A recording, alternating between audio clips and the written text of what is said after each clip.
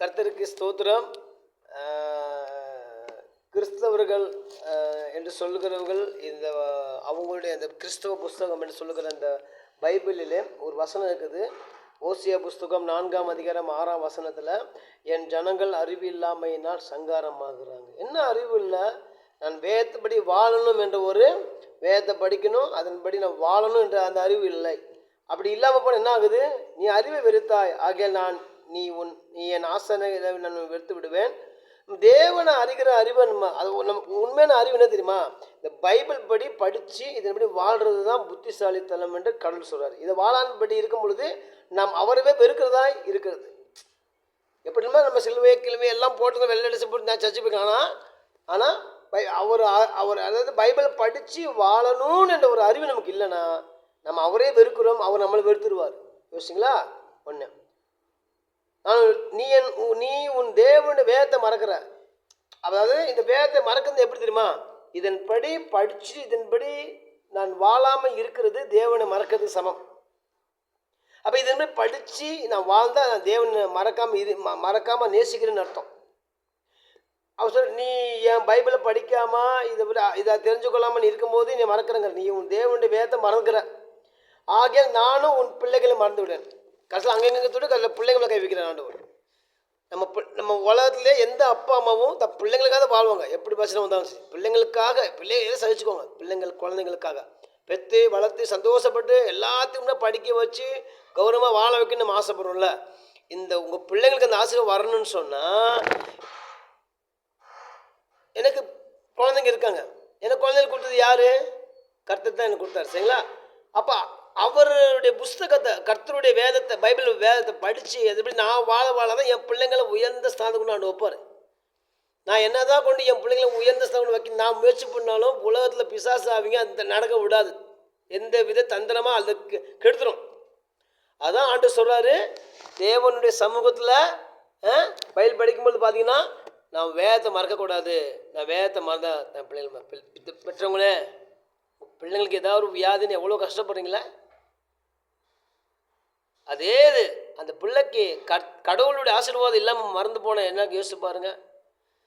வேதத்தை படிக்கிற நீங்கள் நானும் பயப்படி வாழணும், படிக்கணும், அதை கடைபிடிக்கணும். ஏசப்பாவுக்கு கட்டளையில் கடைபிடிக்கணும், நானும் கடைபிடிக்கணும். சர்ச்சுக்கு வர்றேன்னு சொல்கிற நீங்கள், சபைக்கு வர்றேன்னு சொல்கிற நீங்கள், பைபிள் தூக்குற நீங்கள், கிறிஸ்தவன் சொல்கிற நீங்கள், ஏசப்பா நீங்கள் இதை கடைபிடிக்கணும். நான் மட்டும் இல்லை, என் வீட்டில் உள்ள அனைவருக்கும் சொல்லி கடைபிடிக்க வைக்கணும். இப்படி கடைபிடித்து வாழ்ந்தால் என் தெய்வத்துடைய ஆசீர்வாதம் அந்த பிள்ளைங்க மேலே தங்கும். அந்த ஆசீர்வாதம் பிள்ளைங்களை உயர்வாக கொண்டு போகும். அந்த பிள்ளைங்களை அந்த தேவ ஆசீர்வாதம் அந்த உலகத்தில் யாருமே கொடுக்காத பாதுகாப்பாக கர்த்தர் கொடுத்து பாதுகாப்பார். நீ உலகத்தில் எந்த பிள்ளைங்க நல்லா இருக்காங்க? எல்லாம் கஷ்டப்பட்டுட்டு பாவத்துலேருந்து பாதிக்கப்பட்டு கிடக்காங்க. ஆனால் ஆண்டு பிள்ளைங்களா இருந்தீங்கன்னா, கர்த்தருடைய பிள்ளைகளா நீங்கள் இருப்பீங்கன்னா, அதாவது பெற்றவங்களே பிள்ளைகளை கர்த்தர் உங்களுக்கு கொடுத்துருக்காரு. நீங்கள் வேதப்படி வாழலான்னு சொல்லி வச்சிங்களேன், உங்களை அந்த கடவுளே உங்கள் குழந்தைங்க மறந்துடுவார். கடவுள் உங்கள் குழந்தைங்க மறக்கக்கூடாதா? கர்த்தர் இயேசுவை உங்கள் குழந்தைங்க மறக்கக்கூடாதா? வேதத்தின்படி நீங்கள் படித்து வாழ்ந்தால் தான் மறக்க மாட்டார். அவர் மறக்கக்கூடாது.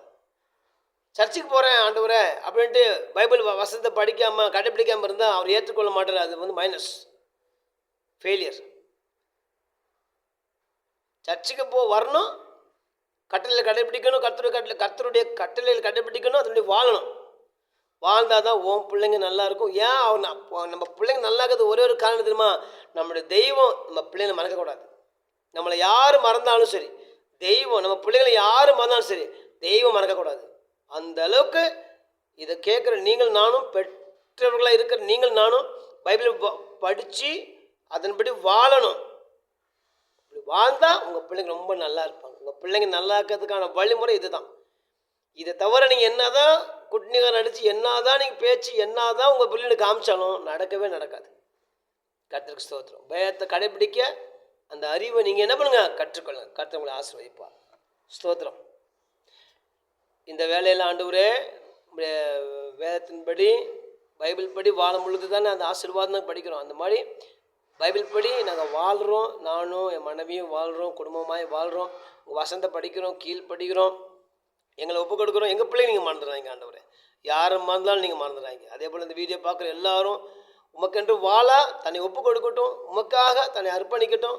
அந்த ஆசீர்வாதம் பிள்ளைகளுக்கு வரட்டும். இதை பார்க்குற எல்லாத்தையும் நீங்கள் ஆசீர்வதிங்க. இயேசுவின் நாமத்தில் பிதாவே, ஆமென்.